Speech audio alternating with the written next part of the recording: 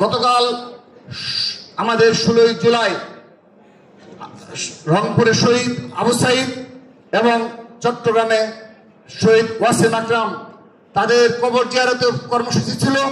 আমরা ছাত্রদলের পক্ষ থেকে আমি আমাদের সাংগঠনিক অভিভাবক জনাব তারেক রহমান এবং বিএনপির ছাত্র বিষয়ক সম্পাদক আলহাজ রকিবুল ইসলাম বকুল ভাইয়ের নির্দেশনায় আমরা গতকাল রংপুরে আবু সাইদের পরিবারের সাথে সৌজন্য সাক্ষাৎ, কবর জিয়ারত এবং আপনার দোয়া মাহফিল এবং সেই সাথে ছাত্রদল কেন্দ্রীয় সংসদের বিপ্লবী সাধারণ সম্পাদক নাসিরের নেতৃত্বে সহসভাপতি আবু আফসান এবং আমার সাথে গিয়েছিল সিনিয়র যুগ্ম সাধারণ সম্পাদক।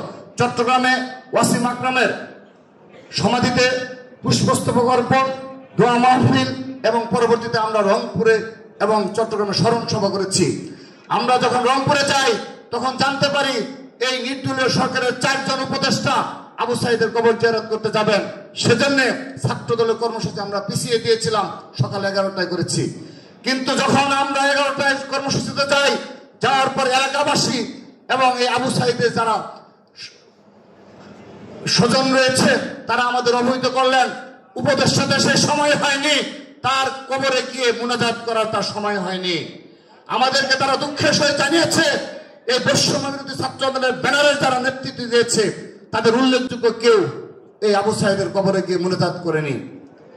এই 1 বছরের মাথায় এ ধরনের দৃশ্য আমাদের দেখতে হয়েছে।